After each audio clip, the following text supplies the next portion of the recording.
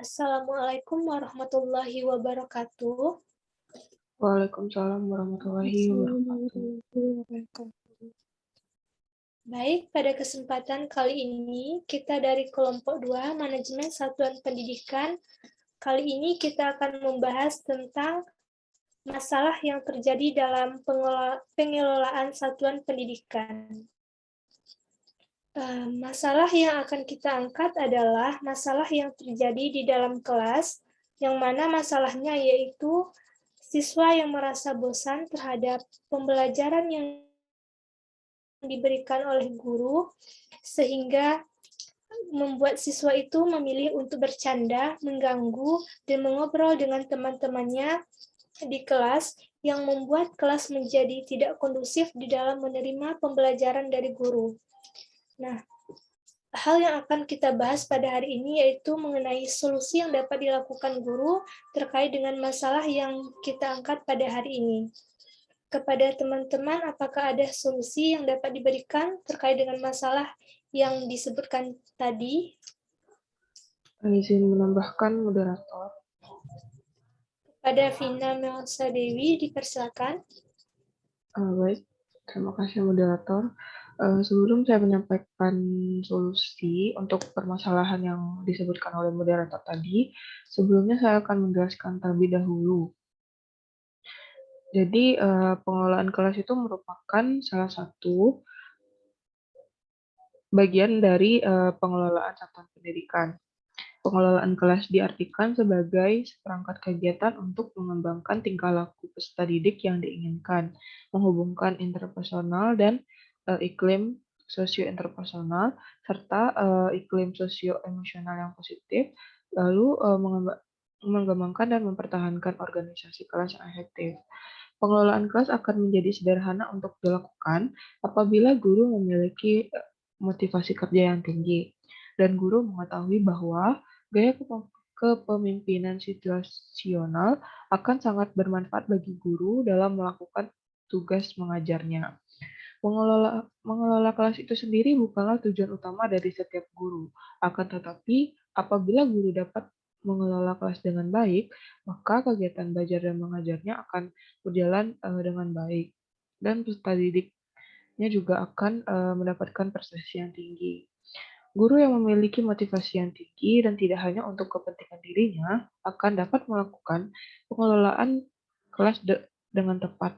Guru tersebut akan menaruh perhatian bagi peserta didiknya di dalam kelas. Guru akan melakukan yang terbaik bagi peserta didik dalam mentransfer materi pelajaran pada peserta didik. Guru akan mempelajari dan mengatur kelas sedemikian rupa sehingga dapat digunakan untuk melaksanakan proses belajar mengajar dengan baik. Selain faktor motivasi kerja guru, faktor lain yang ada di pribadi guru dan ikut menentukan efektivitas pengelolaan kelas ini yaitu gaya kepemimpinan guru. Gaya kepemimpinan yang perlu dimiliki oleh guru adalah gaya kepemimpinan situasional. Artinya, seorang guru perlu memiliki kemampuan untuk menggunakan suatu gaya kepemimpinan sesuai dengan kebutuhan kelas dalam melaksanakan proses belajar dan mengajar. Prinsip-prinsip pengelolaan kelas yang dikemukakan oleh Jamarah adalah sebagai berikut. Yang pertama yaitu hangat dan antusias. Hangat dan antusias diperlukan dalam proses belajar dan mengajar. Guru yang hangat dan akrab pada peserta didik akan guru yang hangat dan akrab tersebut kepada peserta didik, maka anak-anak didiknya tersebut dapat menunjukkan antusias pada pelaksanaan tugasnya atau pada aktivitas lain dalam mengimplementasikan pengelolaan kelas. Lalu yang kedua, tantangan. Penggunaan kata-kata, tindakan, cara kerja atau bahan-bahan yang menantang akan meningkatkan gairah peserta didik untuk belajar sehingga mengurangi kemungkinan munculnya tingkah laku yang menyimpang. Lalu yang ketiga yaitu bervariasi. Penggunaan alat atau media, gaya mengajar guru, pola interaksi antara guru dan anak didik akan mengurangi munculnya gangguan. Meningkatkan perhatian peserta didik, kevariasian ini merupakan kunci untuk tercapainya pengelolaan kelas yang efektif dan menghindari kejenuhan. Lalu yang selanjutnya itu keluasan. Keluasan tingkah laku guru untuk merubah strategi pengajar dapat mencegah kemungkinan munculnya gangguan pada peserta didik serta menciptakan iklim belajar mengajar yang efektif. Keluasan pengajaran dapat mencegah munculnya gangguan seperti keributan peserta didik, tidak adanya perhatian, dan lain sebagainya. Lalu yang terakhir yaitu penekanan pada hal-hal positif. Pada dasarnya, dalam mengajar dan mendidik, guru harus menekankan pada hal-hal yang positif dan menghindari pemusatan perhatian pada hal-hal yang negatif. Penekanan pada hal-hal yang positif, yaitu penekanan yang dilakukan guru terhadap tingkah laku peserta didik yang positif daripada harus mengomeli atau memarahi peserta didik atas tingkah lakunya yang negatif. Penekanan positif ini dapat dilakukan dengan pemberian penguatan yang positif dan kesadaran guru untuk menghindari kesalahan yang dapat mengganggu jalannya proses belajar dan mengajar. Masuk kepada solusi yang akan saya berikan, itu yang pertama, guru terlebih dahulu harus mengenal karakteristik dari murid-murid tersebut agar pada saat penyampaian materi, murid-murid tersebut tidak merasa bosan. Lalu yang kedua itu memilih strategi atau metode pembelajaran yang tepat untuk diterapkan. Setelah mengenal karakteristik dari murid-murid tersebut, maka hal yang dapat dilakukan guru yaitu memilih strategi dan metode apa yang akan digunakan oleh guru tersebut untuk pembelajaran yang akan dilakukan. Seperti contohnya pada saat pembelajaran siang hari. Banyak anak-anak murid pada siang hari tersebut sudah merasakan bosan, sudah merasakan jenuh atas pelajaran-pelajarannya. Maka pada saat pembelajaran siang ini, guru harus pandai-pandai untuk memilih bagaimana cara mereka menyampaikan materi kepada murid-murid agar tidak bosan. Lalu yang ketiga itu guru harus menguasai kelas dan situasi kelas. Apabila ada keributan, maka guru akan mencoba untuk menghilangkan keributan itu. Lalu guru harus juga melihat apakah keributan itu berasal dari satu orang atau kelompok dari murid-murid tersebut. Dan guru juga harus mempunyai cara untuk mengatasi hal tersebut. Apakah dengan memberikan pengertian atau contoh atas tindakan peserta didik tersebut, memberikan peringatan kepada peserta didik atau memberikan hukuman kepada peserta didik agar peserta didik tidak melakukan hal yang seperti itu lagi. Lalu yang keempat yaitu evaluasi. Kegiatan evaluasi ini dilakukan oleh kepala sekolah terhadap guru-guru untuk melihat apakah pengelolaan kelas yang dilakukan tersebut berjalan dengan lancar. Dan juga kegiatan evaluasi ini juga membantu guru yang mengalami kesulitan dalam melakukan pengelolaan kelas tersebut. Sehingga apabila guru tersebut sudah dibantu, proses pengelolaan kelas ini dapat berjalan dengan lancar dan dapat mencapai tujuan dari pengelolaan kelas tersebut dan dapat meningkatkan prestasi dari anak muridnya karena pengelolaan kelas yang baik oleh guru. Sekian yang dapat saya sampaikan, saya kembalikan kepada moderator. Terima kasih solusi yang diberikan kepada kita dari Vina. Selanjutnya kepada saudari Hidayatul Sylvia, apakah ada solusi yang saudara berikan kepada kita terkait dengan masalah yang diangkat? Oh baik, moderator, saya ingin memberikan solusi dari permasalahan yang kita jelaskan tadi, yaitu pengelolaan kelas. Pengelolaan kelas dalam satuan pendidikan sangat penting, dikarenakan ini berhubungan dengan peserta didik dan tenaga pendidik. Maka dari itu, dalam pengelolaan kelas ini dibutuhkan suasana yang kondusif ataupun suasana yang baik supaya dalam proses pembelajaran berjalan dengan lancarnya. Lalu di dalam pengelolaan kelas ini adanya masalah seperti ada yang disebutkan moderator tadi, yaitu adanya siswa merasa bosan di dalam kelas. Hal ini disebabkan oleh banyak hal, yaitu bisa dari faktor internal ataupun faktor eksternalnya. Maka dari itu, kita harus mengetahui mengapa peserta didik ini merasa bosan saat pembelajaran berlangsung. Peran guru sangat dibutuhkan dalam pengelolaan kelas ini.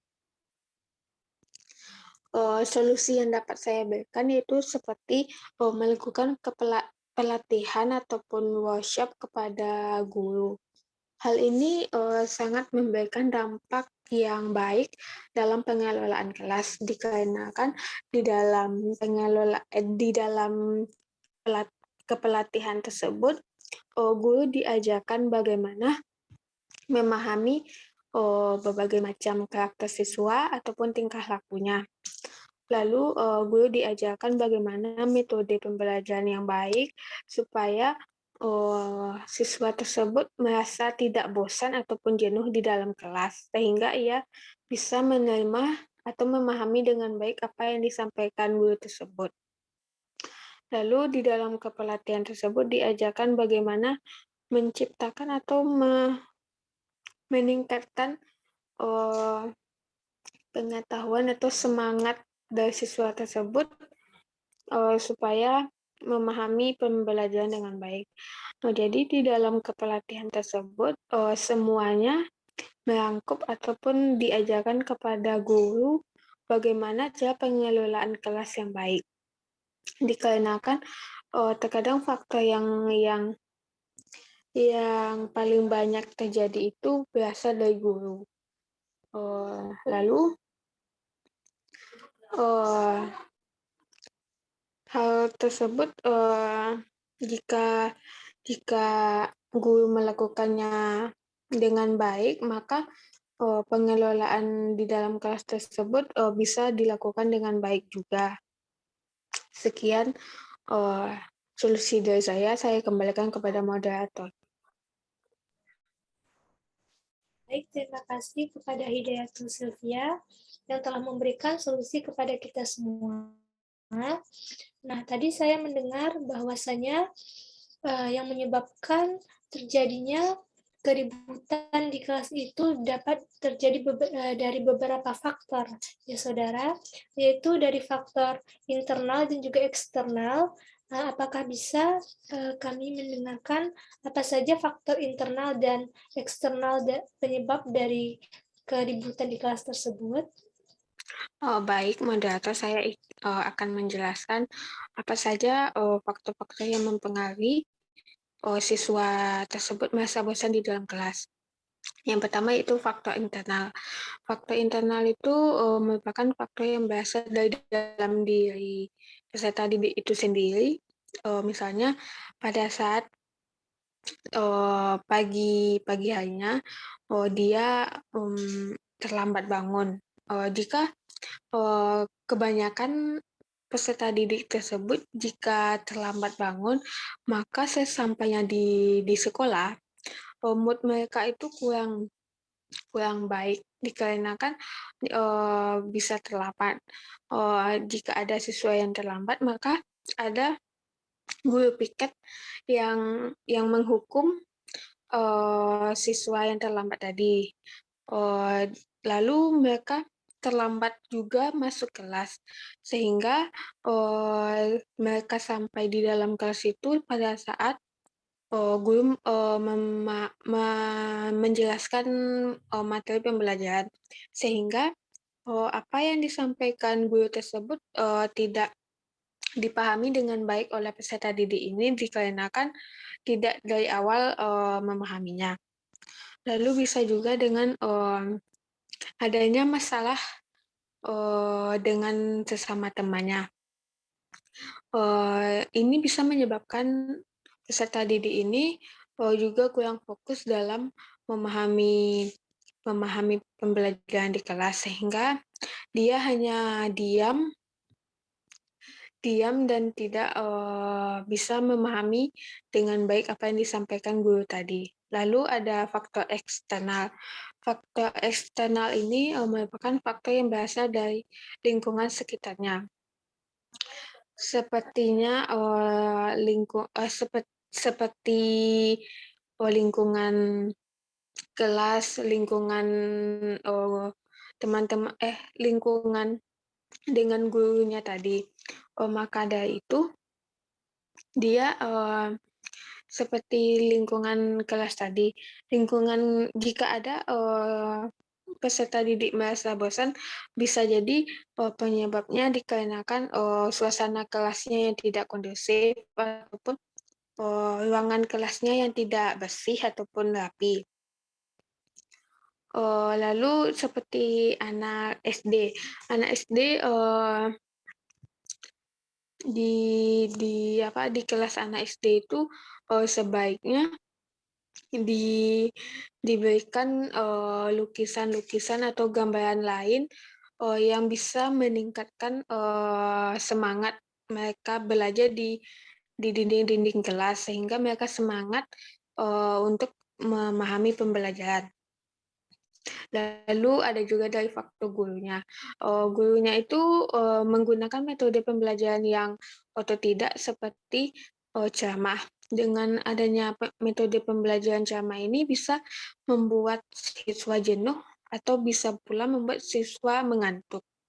Jadi mereka hanya diam, duduk saja, lalu diam dan duduk saja mendengarkan guru tanpa memahami dengan baik apa yang disampaikan guru tersebut.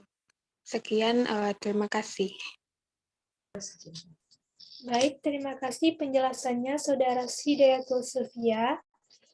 Di sini saya akan menambahkan solusi terkait dengan masalah yang kita angkat pada hari ini, yang mana pengelolaan kelas itu sangatlah penting bagi seorang guru untuk menciptakan kelas yang kondusif di dalam pembelajaran. Nah, solusi yang saya berikan yaitu yang pertama, guru dapat memberikan peringatan nonverbal kepada siswa, seperti salah satu contohnya, guru dapat memperhatikan siswa yang ribut tersebut sehingga ia merasa bahwa gurunya itu sedang memperhatikannya. Nah, kemudian guru harus mencoba mendekati dan mencoba mendengarkan keluh kesah dari salah satu siswa yang ribut tersebut. Bisa jadi siswa tersebut ribut karena mungkin ada masalah yang terjadi kepada dirinya, yang ia tidak bisa menyampaikannya kepada guru atau karena takut. Seperti contohnya, bisa saja pada saat merasa bosan, siswa tersebut ternyata sedang dalam keadaan sakit, sehingga ia hanya bisa mengatakan hal tersebut kepada temannya, yang menyebabkan mereka berbicara di kelas bersama dengan teman-temannya.